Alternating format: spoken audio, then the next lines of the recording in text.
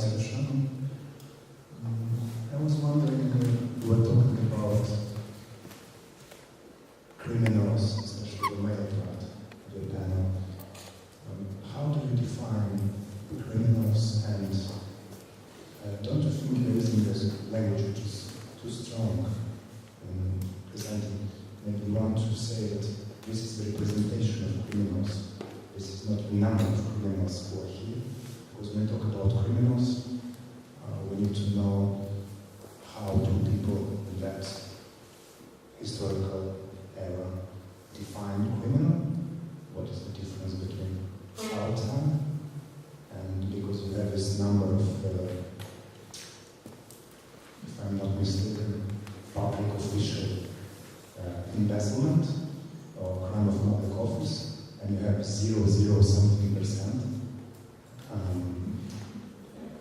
And how to relate to it, because I don't think that's the real number of crimes, just how they regard it as a normal process or as a criminal one, because if you count the number of criminal cases now, when corruption in public life, and you apply European law to nowadays, you would have a totally different number. So that's my suggestion, is to have a different, some kind of distance from the actors and to think about how to define criminals. Another thing is also related to violence in the borderlands, and it's more about childhood and borderland kids. I might be a little gross, but does violence in borderlands make borderland kids criminals or not? Or is there some kind of... I think that you're referring to my last opinion that newborns kind of become criminals. Am I right?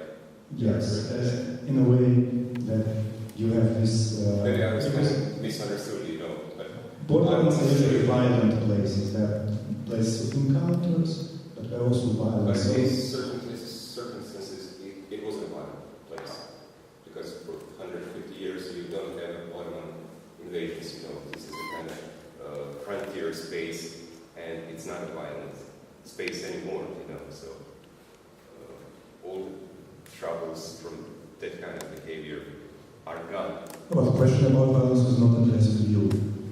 Mm-hmm. The question about criminals was addressed to you. The question about violence is addressed to the lady who presented about childhood history. Absolutely. Yeah. So presume. And how do you see the difference between, so to say, kids who are raised in the capital cities and those who are raised in the borderlands? Is there any difference? And if violence in the borderlands affects, for example, there is World War II or World War I. So is there any difference between the behavior of kids in the borderlands during wars, or is the same life that they have at the center or in the borderlands? Yeah, thank you. Yeah, exactly. If I understood well, you think that I used kind of too harsh words for criminals that were shown here or something. But I wanted to keep it simple, you know. Be on a track like Fran Rovinich in 1885 and keeping and collecting all the statistical data from the beginning of the 20th century. It's very simple. You can open the statistical yearbook from the 1900 to 1905, and these are the persons, the people who were condemned by a criminal court. So by that criminal law, they were criminals, including crimes against public order or something like that, you know, which starts. Yeah. The English version of the word that they're using to describe. Yeah, of course. Yeah. That's so I couldn't make it simple that it is. So I think it would be a bit of anachronism, you know, to refer to nowadays criminal law and similar things, you know, to the beginning of the 20th century. Although what I did was when I was counting and calculating the number of so-called criminals, per 10,000 people, I excluded the inhabitants under 15 years of age, because and during that time, at the beginning of the 20th century, all persons under 15 years of age were excluded from criminal law. Yeah. So these were the numbers that I tried to track so-called criminal, possible criminal population. So I think I was kind of fair enough, you know, by tracking the yearbook and the phrase and those kind of words that they were using just presenting to you here. Thank you very much for your question.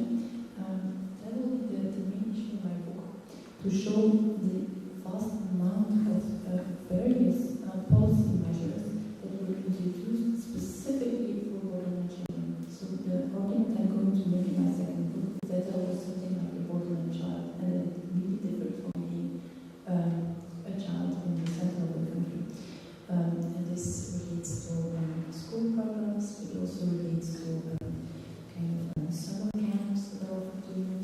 I'm now going to read a very short fragment in this introduction also, in which you can see how it worked out for children of German descent in these Polish-German borderlands just after the Second World War.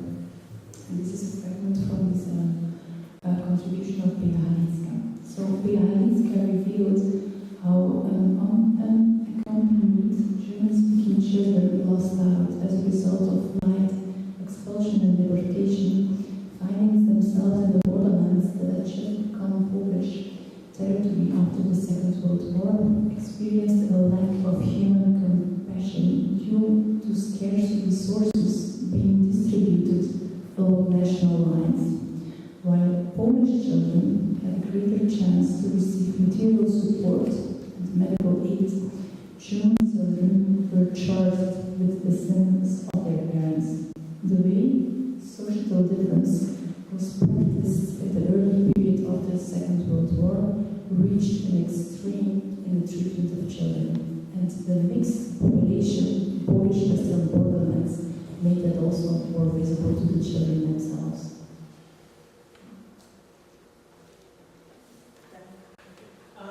So question for first week, so to introduce a kind of borderland or fault line, the issue of gender and childhood, and how does this play out within this and things like this? And I'm just thinking about more about youth. I'm thinking about Erin Corker's work about Jewish male youth in Alsace and how gender also maybe acts as a fault line and how that plays out. The first speaker, I'm just kind of wondering, it's a question about context. You're dealing with two time periods, but are there any other factors that are likely to contribute to criminality? For example, economic crisis. That wasn't kind of factored into it. The other thing is that I just wonder about the characterization of the military border. I mean, for example, we have issues associated with, say, military discipline that would perhaps maybe have been inculcated. We have questions about rights as a borderland area that is settled, and the fact that colonists had different rights and so on and so forth. How much does that affect people? And also, again, just thinking about the border, not just its military function, but also its health and hygiene function against kind of laid under the second work. And how, more broadly, again, thinking about the borders, how does the Croatian military border and criminality compare to other sectors of the military border? I mean, for example, is this a phenomenon that stretches along the whole military border into the Banat, into the Romania, into Transylvania? I mean, if you can go and look at the statistical data for Croatia, then you can also look at the statistical data for Transylvania and so on. So, and that's this was the last one, though. Yeah. The others are not existing anymore. So, in this period of time, certainly. Okay. Yes, thank you very much. The authors in this drawing do not really focus on gender, so they have really made the effort to put a central category of analysis on age, and that was not easy. Some of them went out really at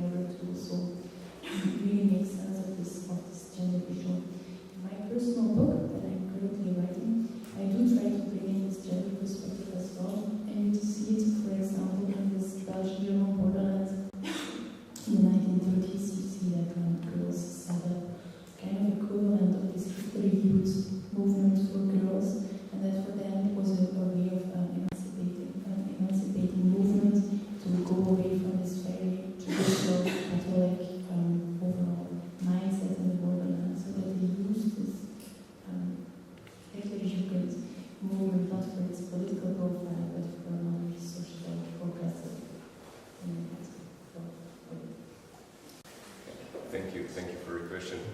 And I was kind of sure that you will open such questions. You know, I'm aware of a number of questions that are opened by this statistical data, and there are a number of some kind of special influences on those rates. For example, Fran Urbanic totally forgot when he got the right numbers with 87% of the persons condemned of theft, but he totally forgot that on the territory of the former military frontier, you could not own the land, you know. And most of those crimes were so-called woods crimes. You know, people were stealing woods for just plain reasons for heat and to survive the winter. It was such a big problem that in 1881, Emperor ruled kind of amnesty to all the former frontier men and soldiers who were condemned by the wood laws, you know, just to prevent them from being stigmatized as a theft, you know. And that's why we have a kind of calm situation 20 years later. Of course, so there are various numbers of questions.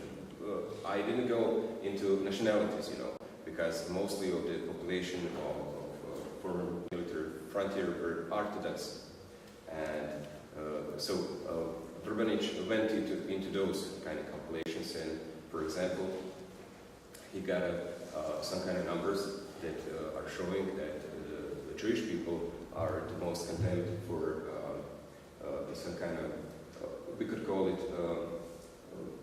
economic crimes, you know, some kind of economic crimes, but you should deal with their kind of social status and to recalculate what's the amount of Jewish people in the banks in those kind of social status. So there are a number of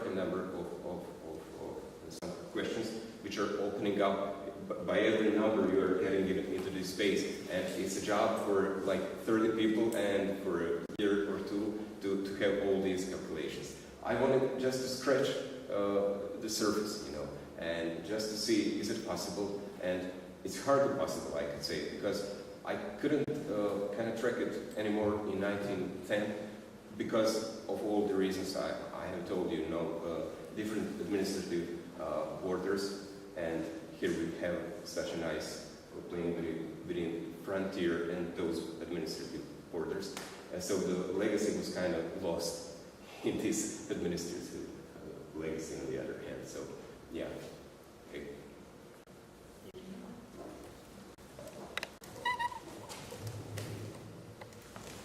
I have a question for Bojana and one for Martin.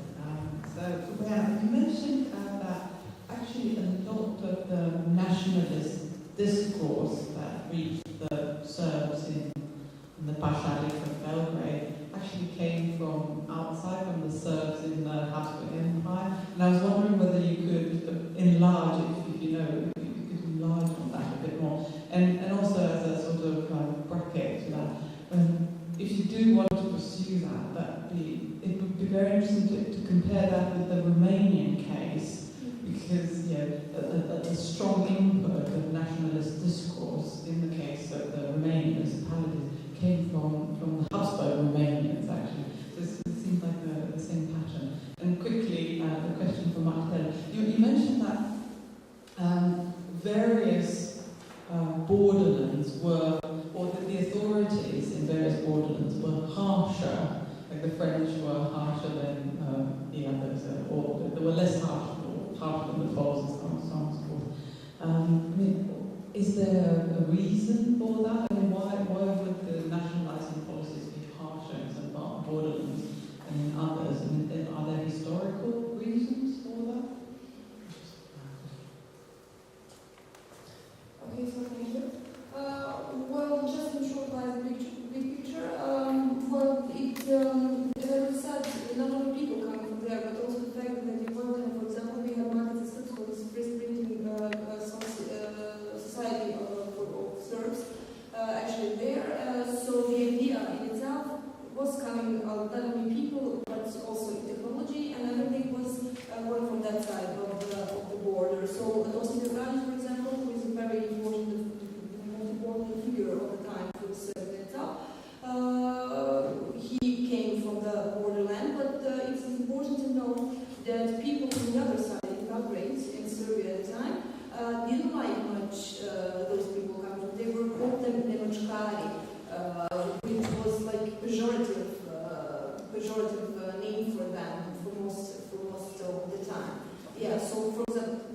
probably they were like afraid of the something new yet again. It was good to have a country of its own, but yet again they were not so known. And they were for most of the people in Serbia, they were like maybe in a sense arrogance and coming from the other side of the river, showing them what they have to do. As far as the second one, well, I'm not sure. Actually, the idea is, if I continue my work, that actually is an amazing source, because it could be a comprehensive study, and it could be very, for the historiography of the world, it's a very important source, as I already said. Maybe if you Romanian also, if you find some memoirs similar to them, because I'm not interested in the archives thing. I'm not interested in, there for the most of the time, you don't know how, they're still official. You don't know how truthful they are. I mean, we don't know, as I already showed with this event, when we have two versions of the very same event, we don't know how she was right. But yet again, it's legal history, everyday life that I'm interested in. So if I could, for example, find something like that, well then, okay. But, in the general picture, these big discourses on nationalism and everything, I'm not interested in. This is something different, and that's why it's interesting, because it's an amazing thing to hear. I was picturing him in the 19th century. I was interested to talk to them, because the very fact how he wrote him was interesting. For example, it's a dialogue between Akıl and Akıl Bey from the two. So he himself didn't want actual facts to say that he wrote it. He just said that they were brothers, Akıl and Akıl Bey, and they are actually in a dialogue talking. The one is asking questions, the other one is answering. So that's what makes it very valuable. Thanks again. There is an interesting book, an edited volume from Marieke van Hirschhausen,